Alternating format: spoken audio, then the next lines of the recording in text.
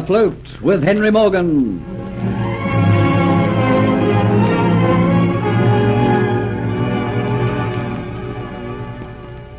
Just when Delores believes that her plans are bound to succeed, fate in the form of Colonel Atterbury strikes at her. From what he tells of the real Antoinette de Lacy, Morgan and Sir Thomas believe her to be an impostor. As they are preparing to unmask her, she overhears them, and taking a horse and light carriage, flees into the grey light of an early dawn. Seeing her escape confirms all the men's suspicions, and they set off in pursuit. Morgan catches up with the carriage eventually, only to find it empty. Delores had dismounted at an unknown spot and had sent the horse and carriage on. Returning, Sir Thomas calls out the militia to hunt for her. Then Morgan remembers her friendship with Geoffrey Hunter and thinks perhaps she might have gone to his ship, the Flying Gull. Go to your ship, the Flying Gull? Why, Captain Morgan, would she do that? That would be the very worst place for it to go. It would be from now on. But remember, she has a good start on us. This man Hunter, who is he? He's a member of my crew, a fine type of man. He formed an attachment for this woman. Then, of course, we believed her to be Antoinette de Lacy. You can see now why she was so interested in Hunter. She hoped to pump him, get all the information she could from him. Do you think she might have been successful? I don't know. I'm only certain that Hunter wouldn't willingly betray a trust. When a woman makes up a mind to wheedle something out of a man, she usually gets it without him realizing that she's doing it. And do you think she might have gone to this man Hunter? Because of the attachment between them, she's most probably asked him to help her. Well, it seems an obvious thing for her to do if she has no other friends to help her or that she can trust on the island. But if Hunter did that, he'd be helping a spy. But he's a man and she is a woman, and that makes the difference. Captain Morgan has made the only suggestion as to where we can start to look for this woman. I think we'd better act on it. Well, we're a fair distance away from the port, and she's a long way ahead of us. Let's go right away and not give her any more start. And so Delores at this moment seems to have escaped the wrath of the three men. But what of Kitty, and how has she fared? It is now long past the hour that Diatz told Delores he would kidnap Kitty and regain possession of the Aztec necklet.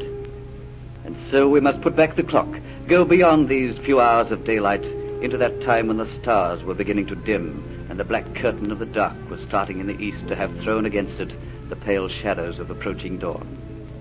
The Dolphin Tavern is now almost empty. Those who remain are incapable of arousing themselves from their drunken stupor. Limply they sprawl across the tables, bodies inert and heavy. Filth and stains and broken glass litter the floor. The lamps, black with smoke, still flicker a guttered light from their untrimmed wicks. Sordidness and depravity on every hand. But tonight, Kitty has not been conscious of these surroundings, as though in the world and yet not part of it. As though her mind were divided from her body, she's gone about her tasks like a puppet, pulled by wires, laughed and talked, bantered without knowing it, as a doll who has no soul or mind, just sawdust and clockwork inside. She had gone to her quarters and removed the necklet, as bidden by Diatz, and then returned to her duties. Greedy and curious were the eyes that followed her, yet no one dared to touch upon the subject of the necklet. These men had been schooled in life's hardest way, where a word spoken out of turn could meet a knife between the ribs. So each man kept his counsel and his thoughts. Now the night is over. Though indescribably fatigued, Kitty begins to feel the numbness leave her mind. The power for thought and realization is returning. Horror once again clutches at her heart. Horror and fear. What did that woman mean? And who is she? But that wonderment is only a small portion of the mind. It is the horror of that which she has done to Geoffrey Hunter which floods all else out and brings that ache of despair and remorse. She knows to where he is going. His death, torturous and slow. Men never come back alive from the swamps. And she alone has sent him there because she loves him. Love? What kind of love is that? Mean, jealous, hateful love, the love of a base, degraded woman. Oh, what have I done? What have I done, and why? Oh, he was right. How could a treacherous creature like me ever win his love? But what is done is done. A spoken word cannot be recalled, nor a sped arrow, nor a jealous action. With a quick shake of her head as though to ward off these despairing thoughts, Kitty with effort takes herself to her humble quarters. Everything is quiet. Very quiet. But what was that Geoffrey said as they took him away? Quickly her mind seizes on that half thought, drags it forth into her consciousness until it is clear like a beacon on a rocky shore. He said, if I could If I could find room in my heart for regret, get a message to Captain Morgan. Like a shaft of sunlight breaking through a thundercloud, hope for a chance of redemption is born in her heart.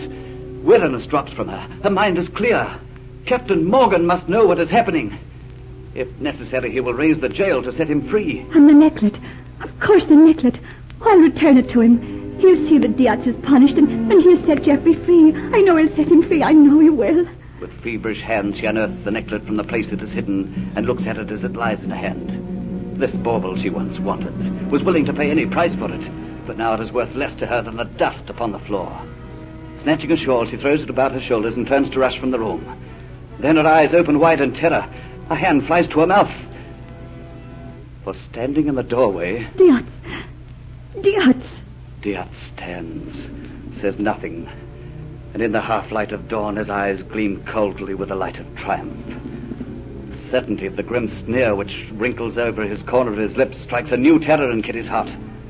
The snake's gaze holds a bird, so does Diatz hold Kitty's eyes in his gaze.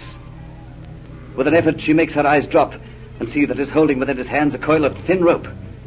The certainty of disaster, the futility of escape floods over her. She wants to open her throat and scream, but no sound will come. Quietly she edges backwards. And slowly he comes forward. Diatz, what are you doing here? What are you going to do? Slowly he comes towards her. Never before has Diatz seen Kitty afraid. Always she'd been so sure of herself, but now here's the master. And the feeling of power thunders in his head. It forms as a red mist before his eyes.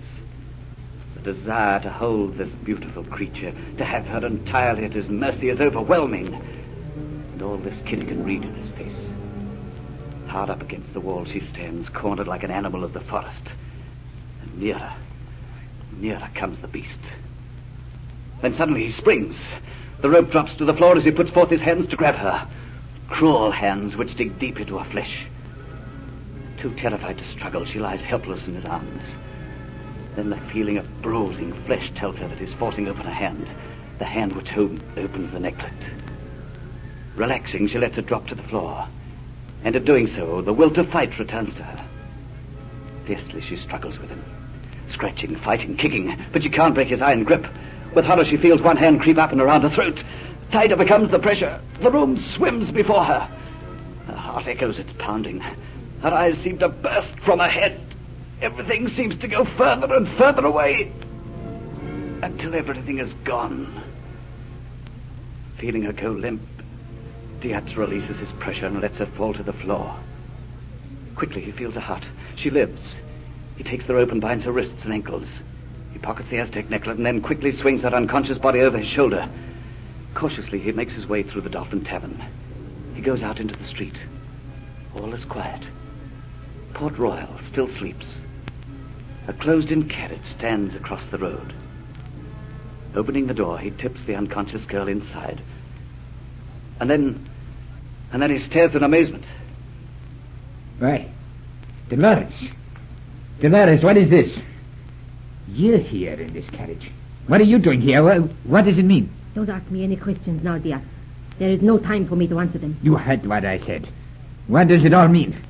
What has gone wrong with our plan? Something has gone wrong, I know. Has Captain Morgan discovered the truth about the Aztec necklet? Now tell me. Does he know that we took it? No, Diatz. Don't be a fool. It isn't that. I will tell you later on all about it. You have the woman Kitty. Good. And you have the Aztec necklet back? Yes, I have it here, Delores. I told you you had nothing to worry about. Now, will you not tell me just what you're doing here in this carriage? Why are you not back at Sir Thomas Moffat's house where you should be? Delores, will you tell me what has gone wrong? Oh, it is nothing, Diatz. Nothing at all that you need worry about. Now, will you get up there on the box and drive? No, Delores, I will not. Not until you tell me everything that has happened. Oh, very well, but I will have to tell you quickly. Someone has discovered that I am not the real Antoinette de Lacy. Fortunately, I overheard them talking and quickly made my escape. I made my escape in a carriage. I gave myself extra time by dismounting and then whipping up the horse and sending it along on its own. They did not realize that I had got out. They will waste a lot of precious time when they all go chasing an empty carriage. And then I thought, what shall I do? Suddenly it came to me. I remembered that you, Diatz, had work to do here at the Dolphin Tavern at dawn. So I thought best to come here to you. Oh, what can we do? What can we do now? That means that the whole island will be out searching for you, Delores. Oh, what can we do? I must think.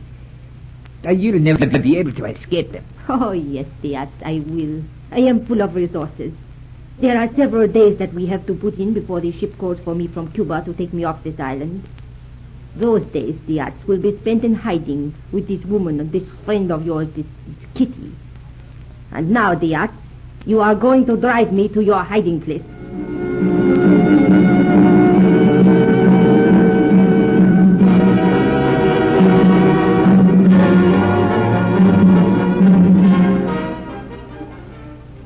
Kitty has been taken. Delores, it seems, has escaped. What will happen when Captain Morgan returns to his ship, the Flying Gull, and finds that the Aztec necklet is gone and that Geoffrey Hunter is missing? Will he believe that Geoffrey Hunter has taken the necklet and made his escape with it? Be sure to listen to the next exciting episode of Afloat with Henry Morgan.